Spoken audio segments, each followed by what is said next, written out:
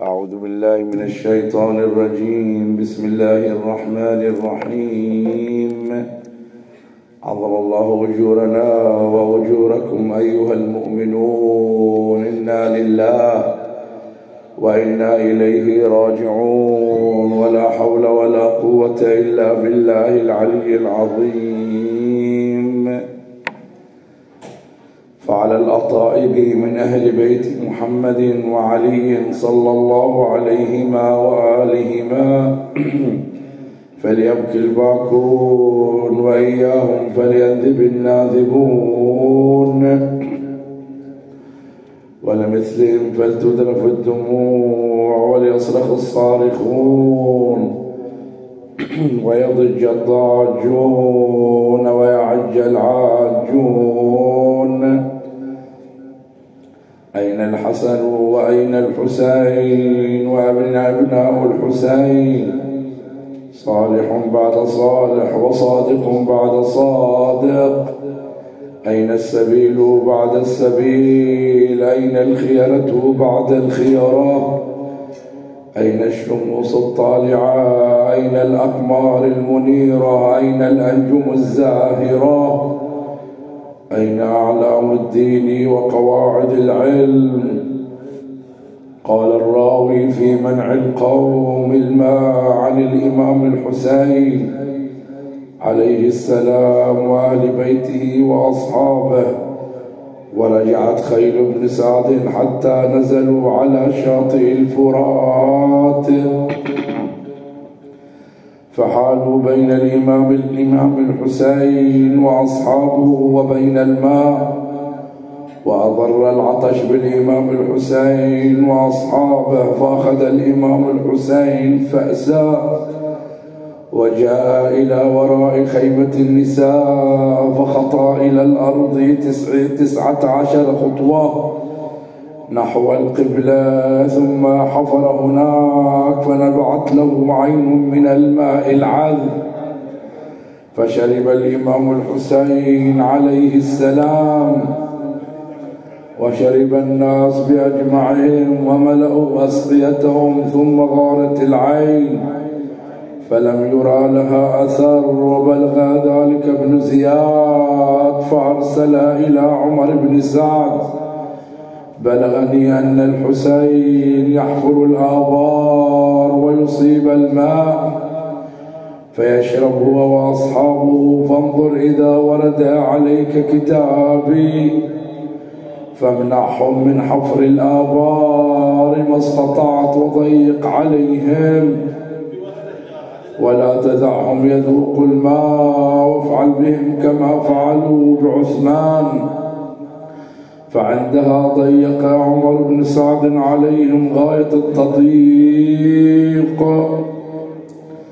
فلما اشتد العطش بالإمام الحسين عليه السلام دعا بأخيه العباس فضم إليه 30 فارسا و20 راكبا، وبعث معه 20 قربا، فأقبلوا في جوف الليل حتى دنوا من الفرات. قال عمرو بن الحجاج: من أنتم؟ وقال: رجل من أصحاب الحسين عليه السلام يقال له هلال بن نافع البجلي، ابن عم لك، جئت أشرب من هذا الماء. فقال عمرو: أشرب. فقال عمرو: اشرب منها، اشرب هنيئا. فقال هلال: ويحك تأمرني أن أشرب والحسين بن علي ومن معه يموتون عطشا؟ فقال عمرو: صدقت، ولكن أمرنا بالأمر لا بد أن ننتهي إليه. فصاح هلال بأصحابه فدخلوا الفرات، وصاح عمرو بالناس واقتتلوا قتالا شديدا، فكان قوم يقاتلون وقوم يملؤون حتى ملؤوها، ولم يقتل من أصحاب الإمام الحسين عليه السلام أحد. ثم رجع القوم إلى معسكرهم فشرب الإمام الحسين ومن كان معه، ولذلك سمي العباس بالسقاء. ثم أرسل الإمام الحسين إلى عمر بن سعد لعنه الله فقال: إني أريد أن أكلمك فالقني الليلة بين عسكري وعسكرك. فخرج إليه ابن سعد في 20 وخرج إليه الحسين في مثل ذلك. فلما التقيا أمر الإمام الحسين أصحابه فتنحوا عنه، وبقي معه أخوه العباس وابنه علي الأكبر. وأمر عمر بن سعد أصحابه فتنحوا عنه، وبقي معه ابنه حفص وغلام له. فقال له الإمام الحسين عليه السلام: ويلك يا ابن سعد، أما تتقي الله الذي إليه معادك؟ أتقاتلني وأنا ابن من علمت؟ ذر هؤلاء القوم وكن معي فإنه أقرب لك إلى الله. وقال عمر بن سعد: أخاف أن تهدم داري. فقال الإمام الحسين: أنا أبنيها لك. فقال: أخاف أن تؤخذ ضيعتي. فقال الإمام الحسين: أنا أخلف عليك خيرا منها من مالي بالحجاز. فقال: لي عيال وأخاف عليهم. ثم سكت ولم يجبه إلى شيء. فانصرف عنه الإمام الحسين عليه السلام وهو يقول: ما لك ذبحك الله على فراشك عاجلا ولا غفر لك يوم حشرك. فوالله إني لأرجو ألا تأكل من بر العراق إلا يسيرا. فقال عمر بن سعد في الشعير: كفاية عن البر، مستهزئا بذلك القول. قال الشيخ المفيد عليه الرحمة: وورد كتاب ابن زياد في الأثر إلى عمر بن سعد أن حل بين الحسين وأصحابه وبين الماء ولا يذوقوا منه قطرة كما صنع بعثمان. فبعث عمر بن سعد في الوقت عمرو بن الحجاج في 500 فارس، فنزلوا على الشريعة وحالوا بين الإمام الحسين وأصحابه وبين الماء، ومنعوهم أن يسقوا منه قطرة، وذلك قبل قتل الإمام الحسين ب3 أيام. ونادى عبد الله بن حسين الأزدي وكان في عداده فقال بأعلى صوته: يا حسين، ألا تنظرون إلى الماء كأنه كبد السماء؟ والله لا تذوقون منه قطرة واحدة حتى تموتوا عطشا. فقال الإمام الحسين: اللهم اقتله عطشا ولا تغفر له أبدا.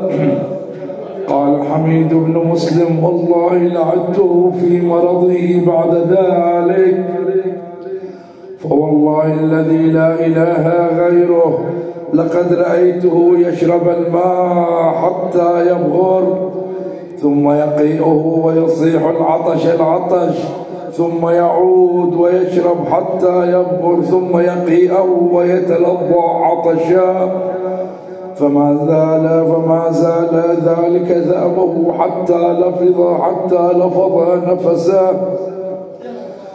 قال الراوي: ولما رأى الإمام الحسين عليه السلام نزول العساكر مع عمر بن سعد بنينوى ومددهم لقتاله أنفدا إلى عمر بن سعد إني أريد أن ألقاك. فاجتمعا ليلا فتناجيا طويلا، ثم رجع عمر بن سعد إلى مكانه وكتبا إلى عبيد الله بن زياد: أما بعد، فإن الله قد أطفأ النائر وجمع الكلمة وأصلح أمر الأمة. هذا حسين قد أعطاني أن يرجع إلى المكان الذي منه أتى، أو أن يسير إلى ثغر من الثغور فيكون رجلا من المسلمين له ما لهم وعليه ما عليهم.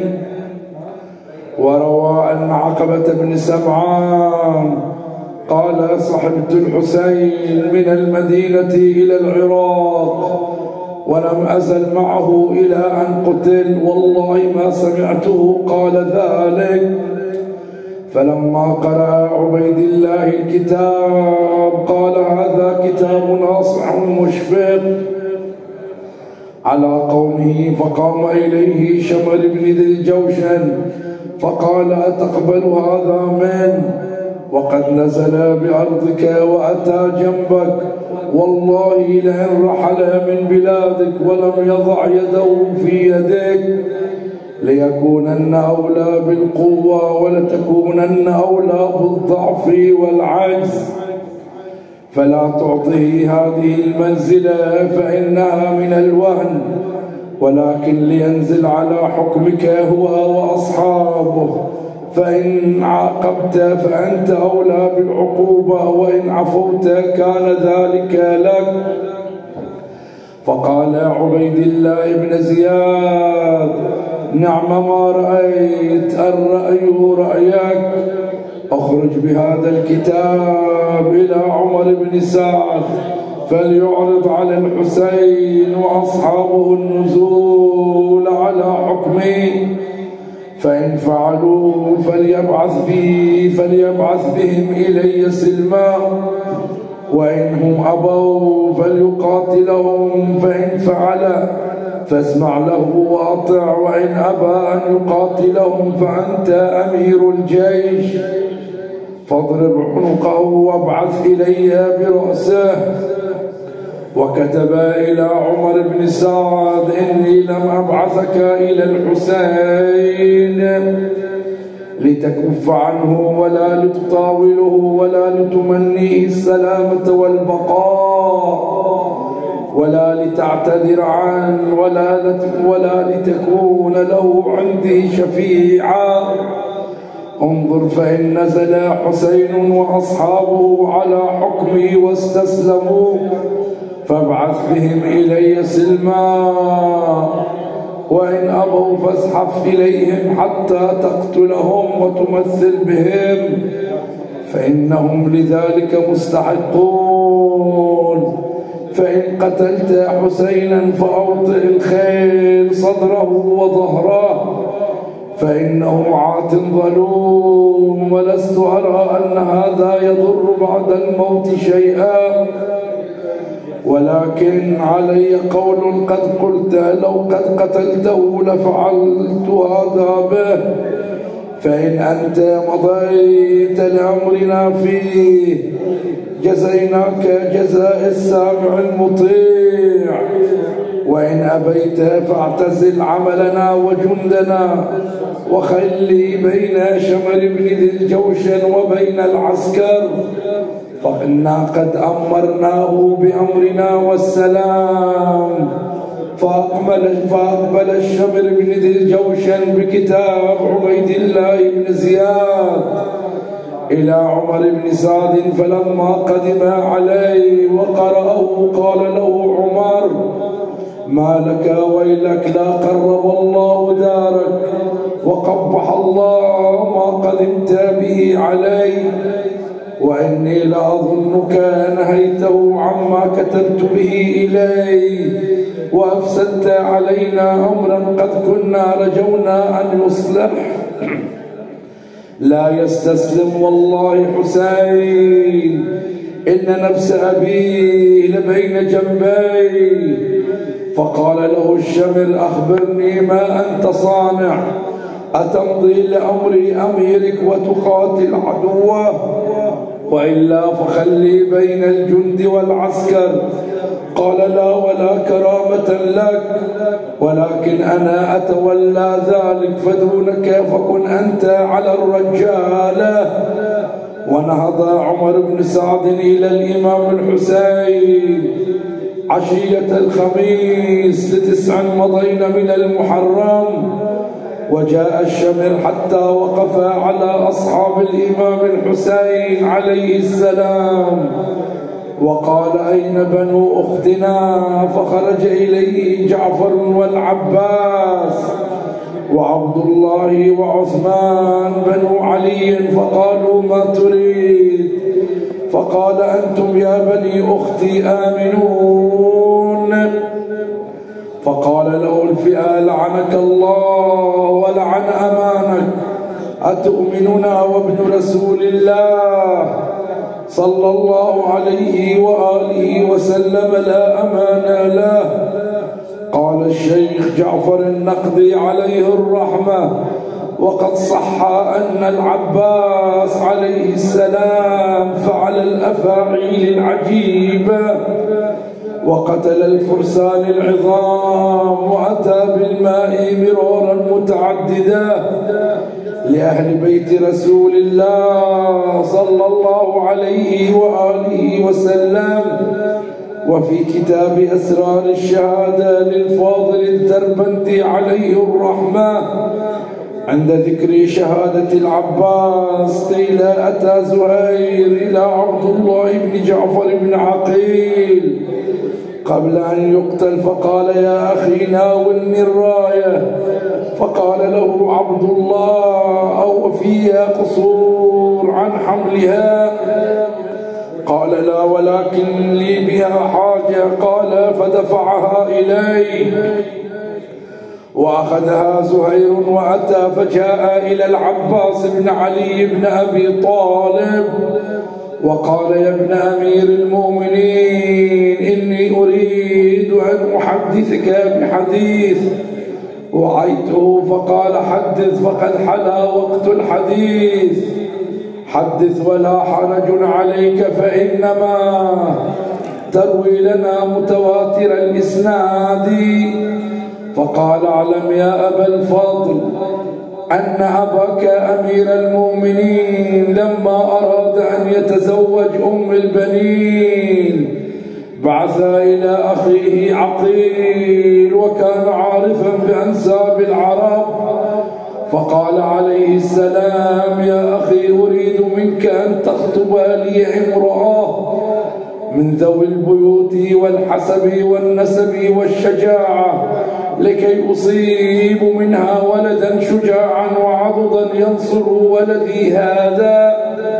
وأشار إلى الإمام الحسين عليه السلام ليواسيه في طف كربلاء: وقد ادخرك أبوك لمثل هذا اليوم، فلا تقصر عن حلائل أخيك وعن أخواتك. فقال العباس، فارتعد العباس عليه السلام وتمطى في ركابه حتى قطعه، وقال: يا زهير، أتشجعني في مثل هذا اليوم؟ والله لأرينك شيئا ما رأيته قط. قال: فهمز جواده نحو القوم حتى توسط الميدان، وحامى ودافع عن أخيه وعن حرم رسول الله حتى أبلى بلاء حسنا، فسقط على التراب مخضبا بدمه مناديا: أبا عبد الله، عليك مني السلام. السلام عليك يا سيدي يا أبا عبد الله الحسين، وعلى الأرواح التي حلت بفنائك وأناخت برحلك، عليك مني سلام الله. أبدا ما بقيت وبقي الليل والنهار ولا جعله الله بآخر العهد مني لزيارتكم. السلام على الحسين وعلى علي بن الحسين وعلى أولاد الحسين وعلى أصحاب الحسين جميعا ورحمة الله وبركاته. والفاتحة تسبقها الصلاة على محمد وآله.